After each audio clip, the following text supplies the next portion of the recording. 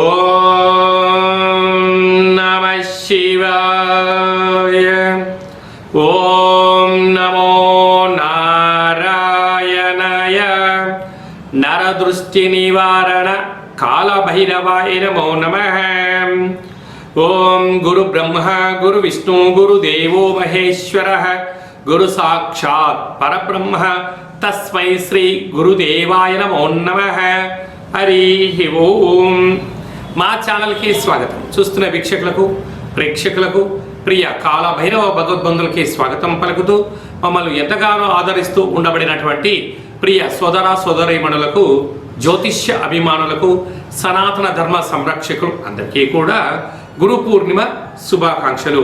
వ్యాస మహర్షి యొక్క ఆశీస్సుల వలన అందరికీ మంచి విద్యను, విజ్ఞానాన్ని, సత్ప్రవర్తనను, ఆధ్యాత్మిక చింతనను అందరికీ అవలంబించుకోవాలని, గురువు యొక్క కృపకటాక్ష వీక్షణలు అందరిపైన ఉండాలని మనసారా కోరుకుంటూ ఆశీర్వచనం. 16/7/2026 నుండి 31/7/2026 వరకు పుట్టినటువంటి వారందరూ కూడా ముందస్తుగా జన్మదిన శుభాకాంక్షలు. ద్వాదశ రాశుల్లోని గ్రహ గమనాలు వీక్షింపచేద్దాం. వృషభ రాశిలో కుజ సంచార స్థితి, విశేషంగా మిథున రాశిలో బుధుడు స్వక్షేత్ర సంచార స్థితి, కర్కాటక రాశిలో రవి మరియు గురు సంచార స్థితి, సింహరాశిలో శుక్రుడు మరియు కేతు సంచార స్థితి, కుంభరాశిలో రాహు సంచార స్థితి, మీనరాశిలో శని భగవానుడి సంచార స్థితితో ద్వాదశ రాశుల్లో గ్రహ గమనాలు ఈ విధంగా ఉన్నాయి. మిథున రాశి వారికి వ్యయంలో కుజుడు, కుజదోష ప్రభావం కారణం వలన అనవసరమైన ఖర్చులు పొంచి ఉన్నాయి. తస్మాత్ జాగ్రత్త. మిథున రాశిలో ఏ ఏ నక్షత్రాలు వస్తాయనగా మృగశిర నక్షత్రంలోని 3వ పాదం 4వ పాదం, ఆరుద్ర నక్షత్రంలోని 4 పాదాలు, పునర్వసు నక్షత్రంలోని 1, 2, 3 పాదములు కలిపితే మిథున రాశి. రాశాధిపతి బుధ భగవానుడు.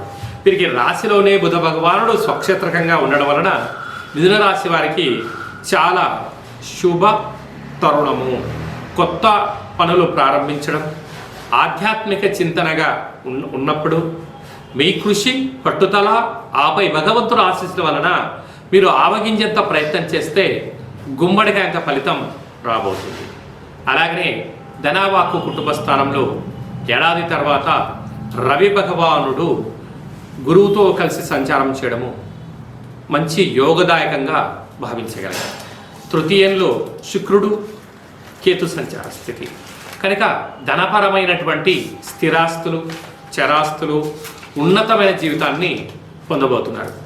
వ్యయంలో కుజ భగవానుడు సంచారం చేయడం వలన అనారోగ్యము, రక్తహీనత, బీపీ, షుగర్, థైరాయిడ్ లాంటి వ్యాధులు వచ్చే అవకాశాలు ఉన్నాయి.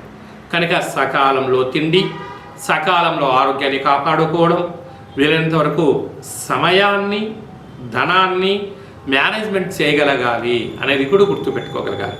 కనుక ఈ వ్యాస పూర్ణిమ సందర్భంగా గురువుల యొక్క స్మరణ, తల్లిదండ్రుల యొక్క పాదపూజ, శ్రీ మేధాదక్షిణామూర్తి స్వామివారి యొక్క దేవాలయ దర్శనం వలన, ఆధ్యాత్మిక చింతనగా ఉండడం వలన సకల కష్టాలు తొలగిపోతాయని చెప్పి గమనించాలి. 21వ తారీఖున మనకు విశేషమైనటువంటి ఆషాఢ మాస శుక్లపక్ష అష్టమి. అష్టమి తిథి యందున కాళభైరవ స్వామి స్మరణ ధ్యానం వలన సకల అష్ట కష్టాలు తొలగిపోయి అష్టైశ్వర్యం కలుగుతుందని చెప్పి గమనించాలి. 25వ తారీఖున తొలి ఏకాదశి పండుగ కనుక మనము ఉప ఆవాసం ఉండటం వలన సకల దేవతల యొక్క కృపకటాక్ష వీక్షణలు, శ్రీమన్నారాయణుడి యొక్క ఆశీస్సులు మనకు ఉంటాయని చెప్పి గమనించాలి. మనకు 29వ తారీఖున మనకు గురు పూర్ణిమ కనుక వ్యాస మహర్షిని స్మరించడం, శంకరాచార్యుల స్వామి వారికి నమస్కారం చేసుకోవడము, తల్లిదండ్రులకు పాదపూజ చేసుకోవడము, పరమేశ్వరుడికి రుద్రాభిషేకం చేసుకోవడము చాలా ఉత్తమోత్తంగా భావించగలగాలి. ఈ సంవత్సరం విశేషంగా బుధవారం రోజు రావడం వలన మంచి విద్య, మంచి బుద్ధి, మంచి సత్ప్రాప్తం కలుగుతుందని చెప్పి గమనించాలి. అలాగనే మీ వ్యక్తిగత జాతకం తెలుసుకోవాలనుకుంటున్నారా? మీ యొక్క పేరు, పుట్టినటువంటి తేదీ, నెల, పుట్టినటువంటి సంవత్సరం, పుట్టిన సమయం రాసి ఈ కింది నెంబర్కు వాట్సాప్ పంపించగలరు.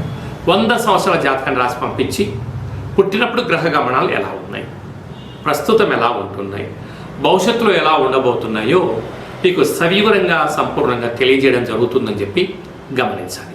అలాగనే చాలామందికి పుట్టినటువంటి కాల సమయంలో డేట్ ఆఫ్ బర్త్లు లేనటువంటి కారణం వలన పేరు యొక్క మొదటి అక్షరాన్ని అనుసరిస్తూ రాశిని తెలియచేస్తూ రమణ శాస్త్రం ద్వారా అనగా గవ్వళ ద్వారా కాళభైరవ ఉపాసన చేత భూత భవిష్యత్ వర్తమానాన్ని తెలియచేయడం జరుగుతుంది. ఈ కింది నెంబర్ని సంప్రదించి అపాయింట్మెంట్ తీసుకొని సంప్రదించగలరు. అందరికీ ఆ గురువు కృప కటాక్ష వీక్షణలు ఉండాలని కోరుకుంటూ మనసారా ఆశీర్వచనం. శతమానం భవతి శతాయు పురుష సతేంద్రియ ఆయుష్యేవేంద్రియే ప్రతిష్టతి ధనం ధాన్యం బహుపుత్రలాభం శత సంవత్సరం దీర్ఘమాయు సర్వే జనా సుఖినో భవంతు లోకా సమస్తా సుఖినో భవంతు సర్వం కాళభైరవ దేవతార్పణమస్తు. హరి ఓం. ఈ వీడియో మీకు నచ్చినట్లయితే మా ఛానల్ని సబ్స్క్రైబ్ చేసుకోండి, లైక్ చేయండి, షేర్ చేయండి, గంట సింబల్ ప్రెస్ చేయండి. ఆధ్యాత్మిక భక్తి సమాచారాన్ని భగవద్బంధులకు, మిత్రులకు, స్నేహితులకు చేరవేసి హిందూ ధర్మాన్ని కాపాడండి.